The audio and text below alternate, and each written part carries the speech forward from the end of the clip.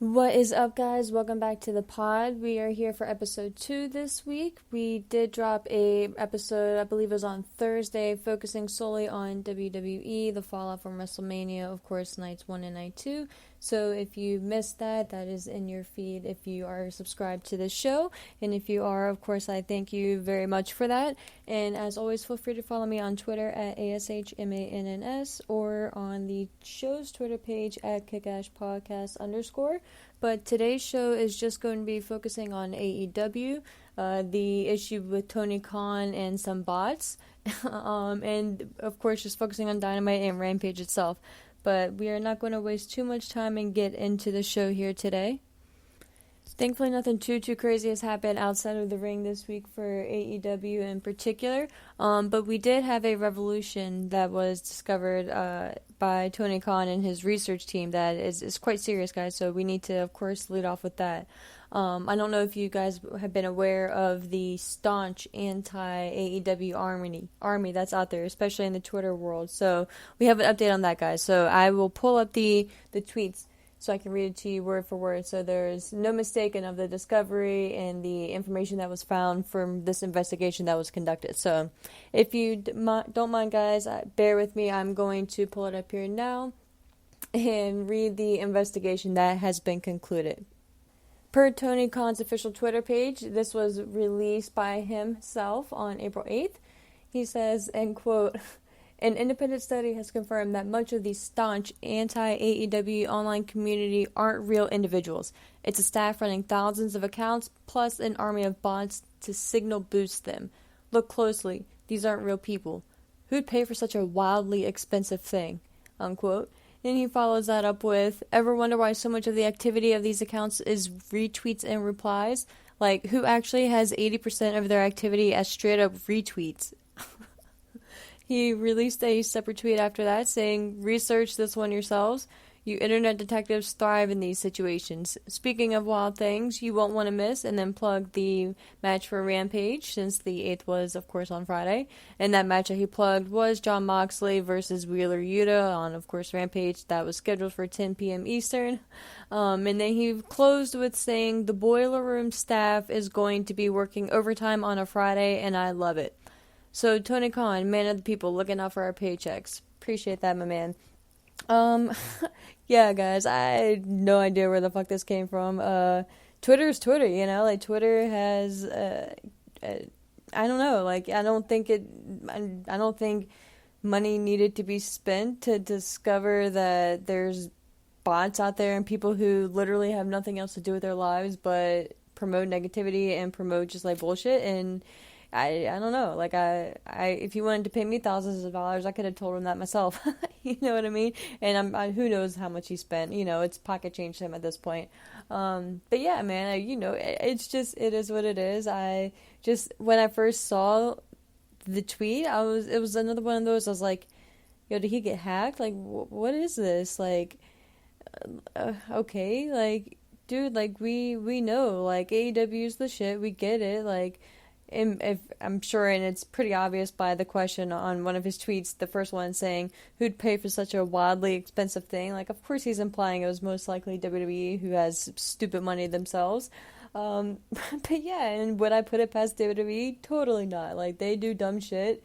I don't know, like, I was just, like, to me, I kind of got what this was going for, to, you know, gain some, you know, get some people talking, get tweets going in the Twitterverse activated, like he mentioned, working overtime on a Friday, and during, or not during, but right in the middle of the little tweet thread that he released, he plugged Rampage. So he's brilliant businessman. Like, he knows exactly what he's doing.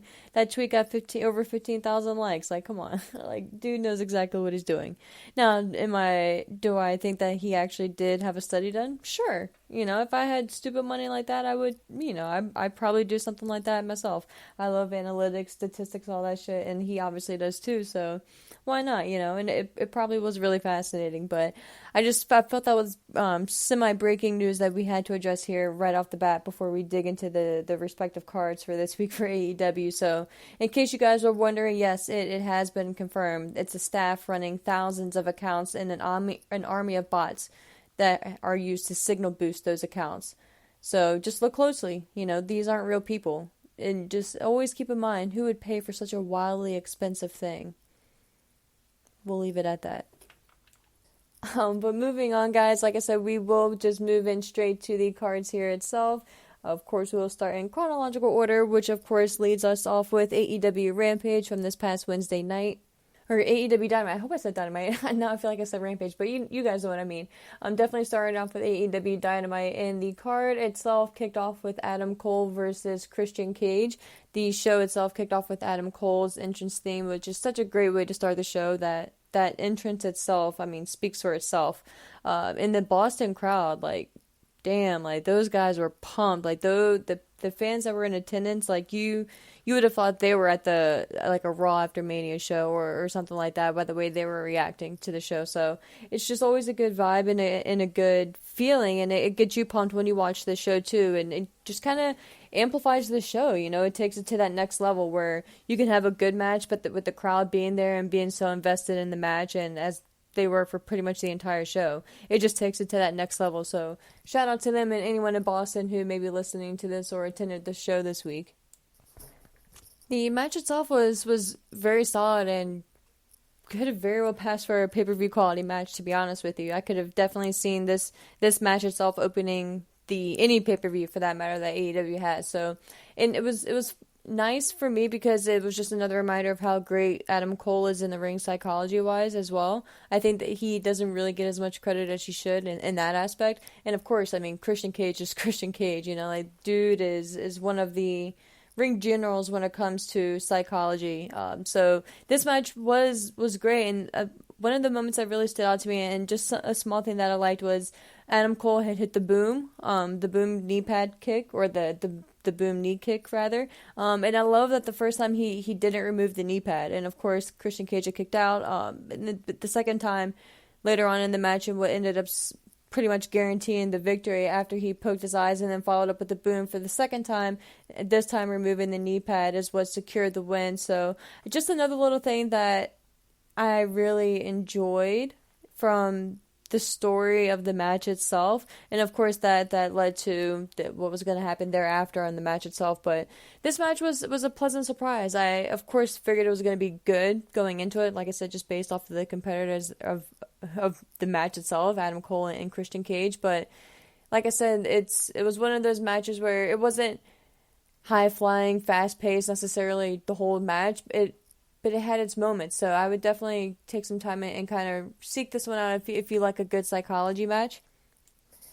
And of course, after the match, we had Red Dragon running down to beat up Christian Cage, but Jurassic Express made their way down to the ring to kind of even the odds, and the tag teams, of course, started attacking each other. Then that brought out Hangman Adam Page, who got a very, very good reaction as well. Side note, I wish the show itself, the Dynamite show, and just any show for that matter, was more focused on the champion itself, the actual heavyweight champion. There's just always so much, and I don't know if it's necessarily a negative thing, but there's just always so much going on and so much packed in either Dynamite or especially Rampage that the champion sometimes doesn't necessarily feel like the biggest deal on the show. And I feel like whoever the champion is should always be the big deal, and regardless if the heavyweight champion opens the show, is in the middle of the show, or closes the show, that should be one of the top things that you remember going home from the match or from the night itself. So again, I just seeing Paige and seeing how badass he looks as the champion, and just hearing the reaction, I don't know, I feel like there's just a little something missing, or just I feel like he could be at the next level, but for whatever reason, and nothing against him, it's just, I don't know, I can't really put my finger on it, but I just wish he maybe got a little bit more shine. But nonetheless, that he being Hangman Page, obviously, made his way down to the ring to even the odds as well.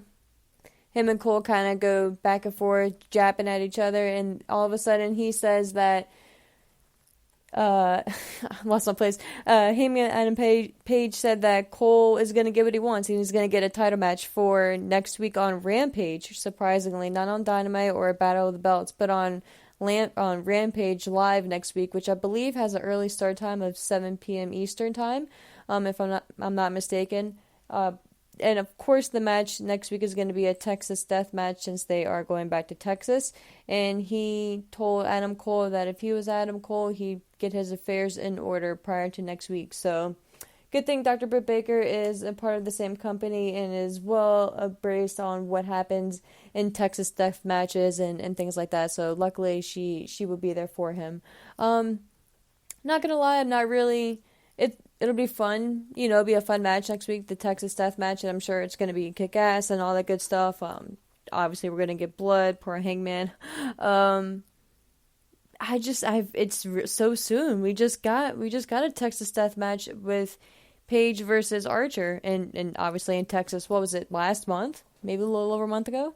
So I don't feel like this match or this feud really warranted a Texas death match, or maybe I say that and necessarily Archer didn't either, but I don't know, just to me it seemed kind of forced in a way, but definitely not going to complain next week, I'm sure, once I'm watching it, because it's going to be a kick-ass match, but I personally probably wouldn't have pulled the trigger so soon. But moving on after that, we had what I'm not going to say most looking forward to, but one of the things, of course, being Max Caster versus Samoa Joe, which was the Owen Hart Foundation tournament qualifying match, the first one for the men's side.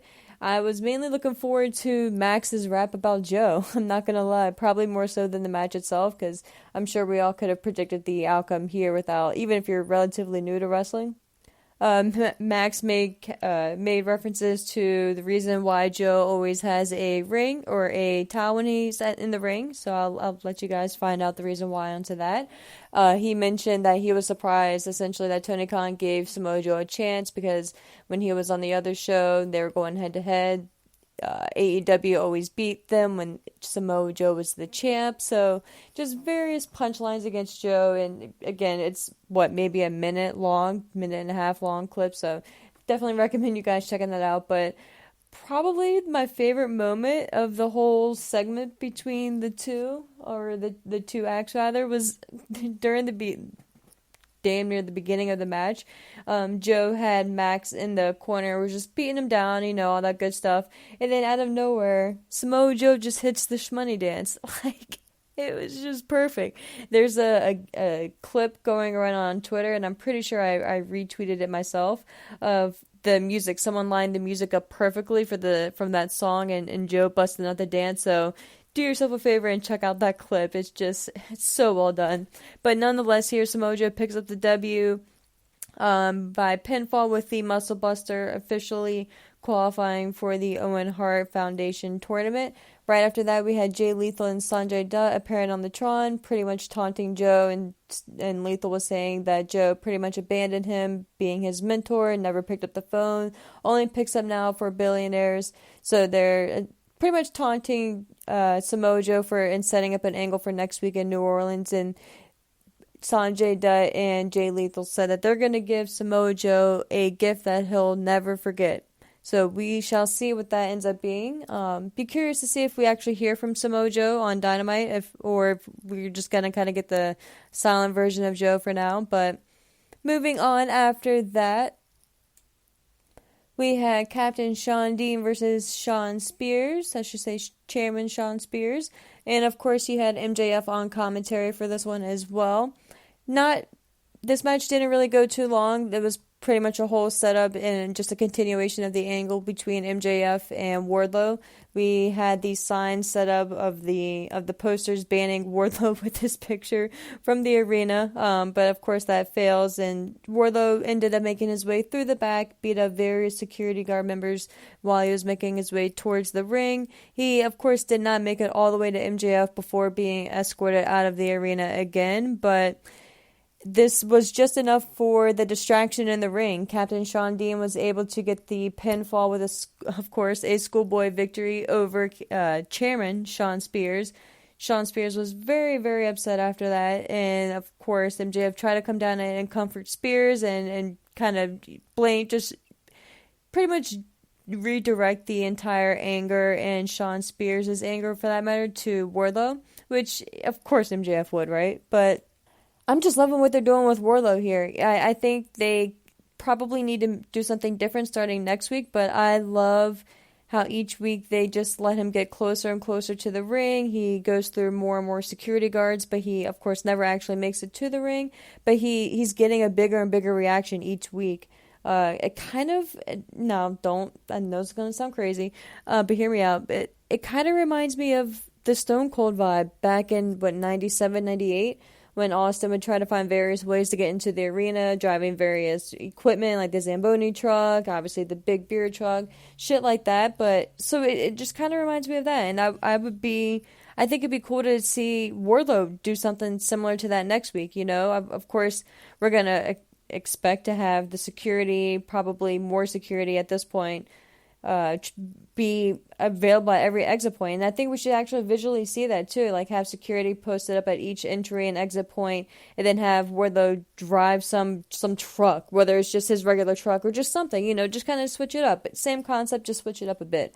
But again, it's not anything that's broken, but I just think it'd be cool to kind of embrace the excitement that Wardlow is getting and the kind of rebelliousness that he's kind of giving off right now. So I think it'd be cool for them to capitalize it and just kind of take it a little bit more extreme and see how far they can push it with him.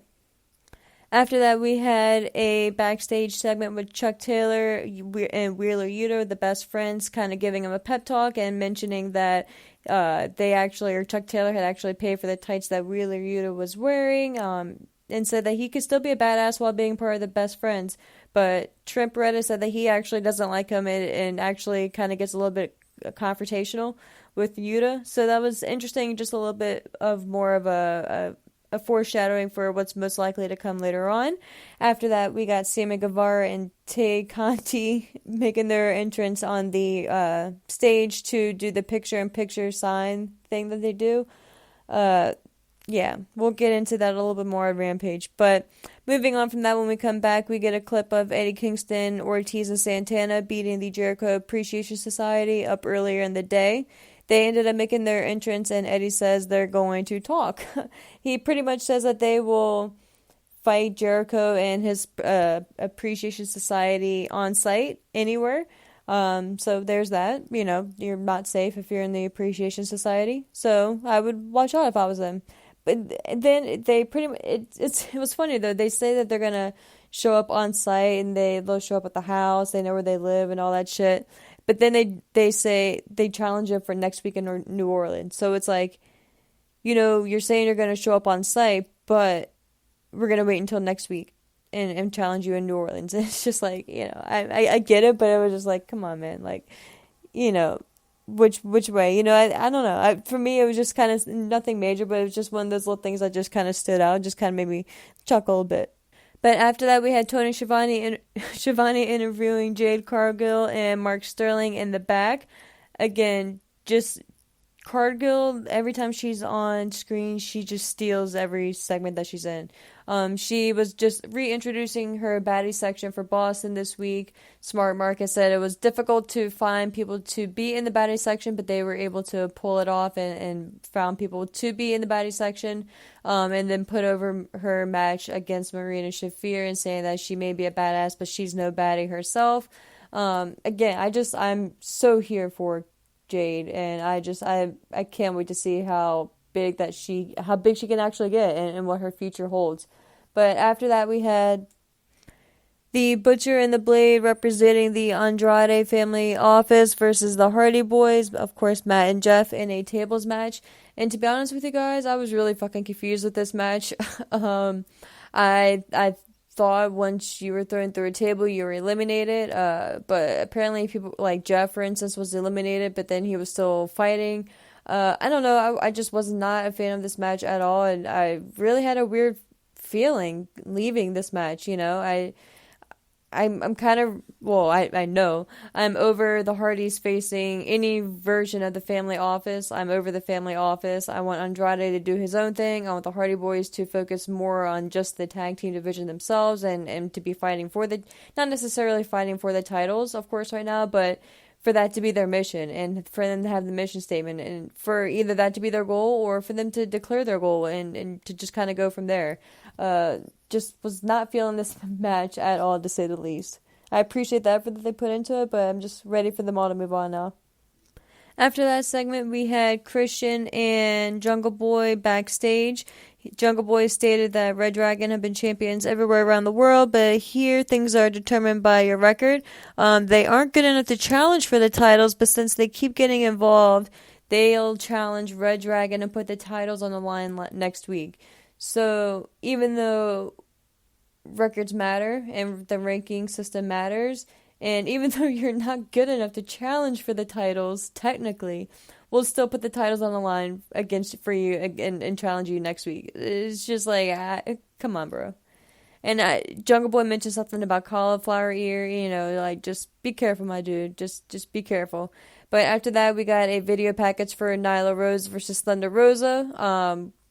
Again, I don't know, I'm not really feeling that feud either. It's weird, like Thunder Rosa just kind of won the title and just kind of, I don't want to say fell off because she obviously and most definitely has not, but she won the title and just, it hasn't really been hot, I don't really know how to feel about that right now, so I'm going to kind of wait and see how it plays out, but it's just not looking good. But after that, we had a segment backstage again with Tony Schiavone interviewing Jamie Hayter and Tony Storm. Storm offered a handshake, but Hayter pretty much just smacked her hand out of the way and said everyone loves Tony. But it stops there, and that she's the only one who deserves to win. Tony Storm said that she is actually going to be the one to win, and that was pretty much it. Just kind of an underwhelming backstage segment there. But after that segment, we got Hikaru Shida versus Julia Hart. Hart still has the eye patch on, so kudos to her. This match was pretty quick, not much to this. The whole, I think, story here still is with Julia and the Varsity Blondes and the eye patch and everything like that. Shida, of course, ended up picking the victory up here with the Falcon Arrow, which was cool to see. After that, Serena Deeb did try to blindside Shida with a chair, but she was ready and met her with a kendo stick. So they're continuing that feud as well, which is cool to see. I love the chemistry that they have, but moving on, after that, we saw Shane Strickland backstage being interviewed as well. He said him and Keith Lee haven't had the best week, but for now he's going to get ready because there's stuff that he needs to do. He went into a locker room and saw Ricky Starks and Will Hobbs who were backstage and ended up attacking him. Keith Lee, thankfully, was backstage as well, even the odds, so I'm sure we will be getting a tag match here relatively soon. After that, we had our main event, which was FTR facing the Young Bucks with the AAA and ROH Tag Team Championships on the line in a winner-take-all match. This match itself was just fucking phenomenal.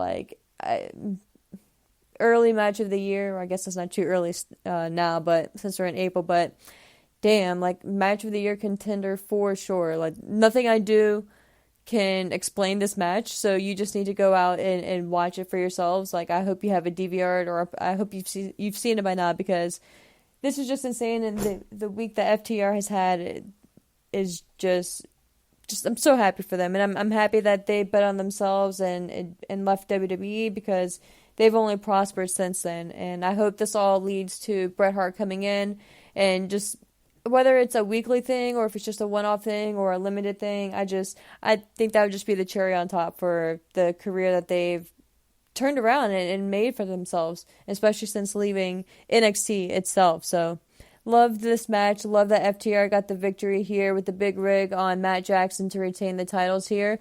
I just love that they won with their finishing move too. But that concludes Dynamite, guys. We will wrap up with Dynamite and move on to AEW Rampage here. Moving on, like I said, to Rampage, we opened the show here with Bryan Danielson versus Trent Beretta. These guys, it was such a fun throwback and back to their ROH days as well when you think about it.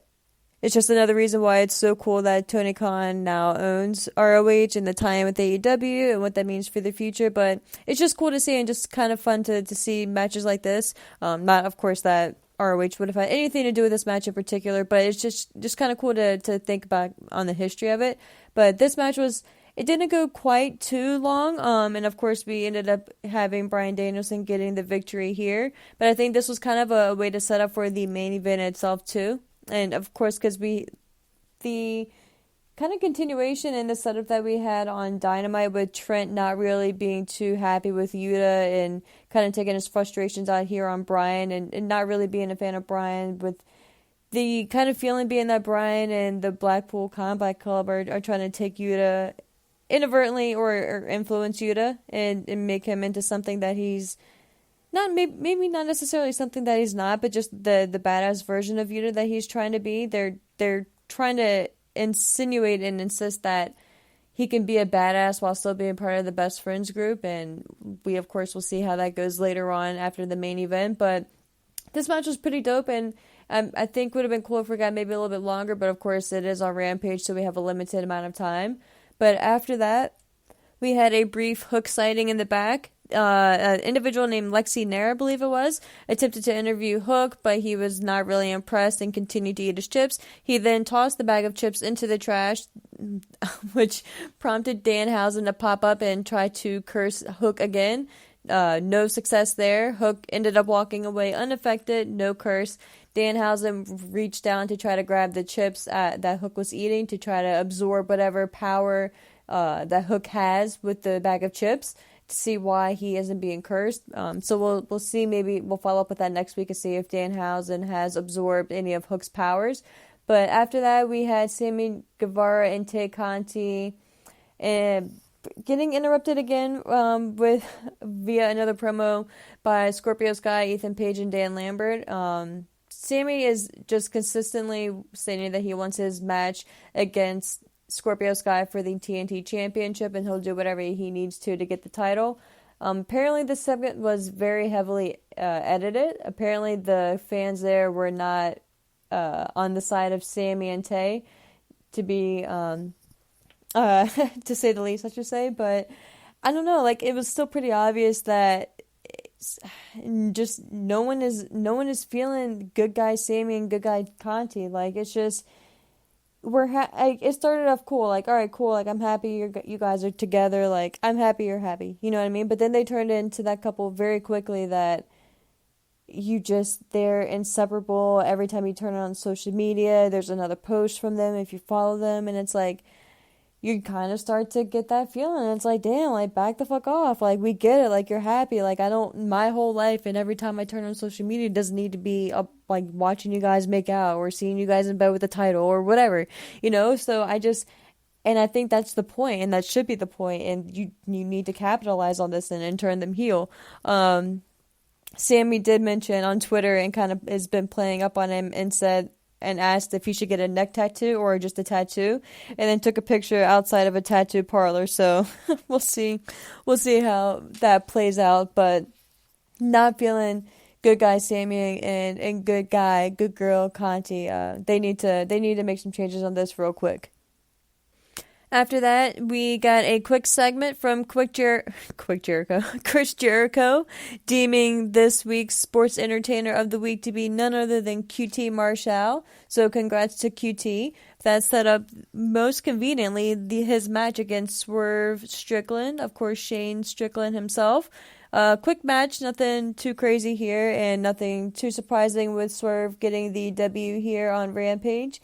QT just serves his purpose so well, you know, like, say what you want, and I used to be a big hater of QT, and, you know, I think that's the point, you know what I mean? But seeing him at a couple of the dark tapings, and just seeing how well he plays off the fans, and he plays into the fans, and he evokes the reaction that he wants out of the fans.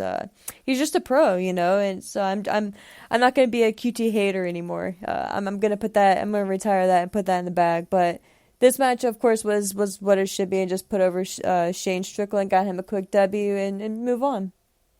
But after the match, we did, of course, make it official with Ricky Starks issuing a tag team challenge to Swerve and Keith Lee. Of course, Ricky Starks' partner is going to be Will Hobbs, so that match is going to be fucking phenomenal, and I believe it is set for Dynamite next week in Starks' hometown of New Orleans, so should get a pretty good reaction there. If you guys know me, you know I'm a huge Ricky Starks fan, so I'm super happy that he's going to be getting a big match like that in his hometown. But after that, we ended up getting the next match for the Owen Hart tournament qualifying match, which was Willow Nightingale versus Red Velvet. This match was great. Well, let me stop there. It wasn't great. But the reason I was going to say it was great is because it made another star, in my opinion, in Willow Nightingale. And I think that it was a shame and maybe a mistake that Willow didn't get the victory here. I think it would have been a cool upset victory, especially against Red Velvet's new turn and new heel version of herself. You know, it could have been a quick surprise victory, underdog victory for Willow, and I think it could have just added more heat to Red Velvet. I don't think she necessarily needed the victory here, but I get it too. You know, Willow isn't signed with AEW, so you want to keep your talent protected and put them over. So I get it, but I just, me personally, I would focus on, or I'm not gonna say focus on Willow, but I think that you should continue to scout Willow if you're Tony, and maybe he is, you know, maybe there's already plans in motion for that, but if I was Tony and I had the option, I would snatch Willow up in a heartbeat.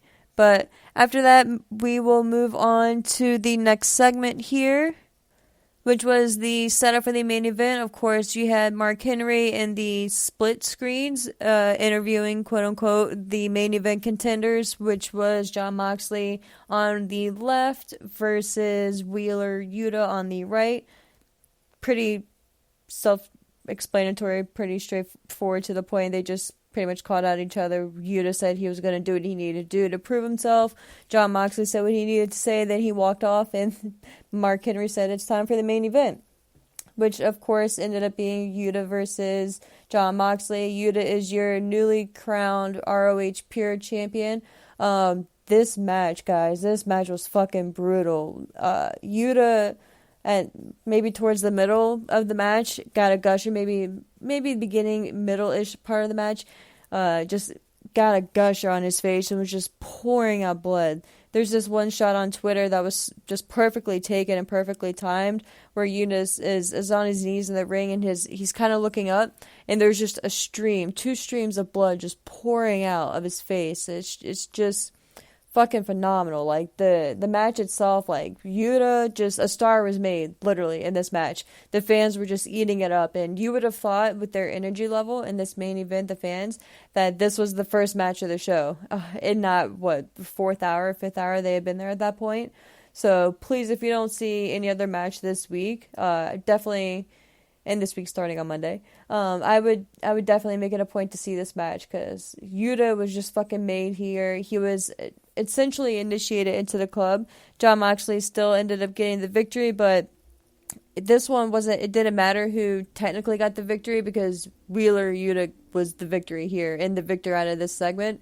It was a cool moment because after the match, William Regal and Danielson made their way down to the ring, and William Regal ended up extending his hand, and Yuta, of course, accepted, which is obviously the whole point of this, and what Yuta was going for. So I think that makes it official, with Yuta being the newest member of the Blackpool Combat Club. And it was a cool moment. He, of course, was a bloody mess, but he ended up writing the initials of BCC in blood on his chest. Yuta did, so very cool moment there. But I'm excited to see how they kind of capitalize on this and move forward, and to see the changes that are made in Yuta. If he gets a little bit darker version of his gear, and just what he looks like visually going forward, and if he kind of moves more towards like the badass route and like your Jon Moxley, or if he goes more the technical route of your of your Bryan Danielson. But I loved everything about this main event. I love the setup, I love the aftermath, and I love the continuation going forward.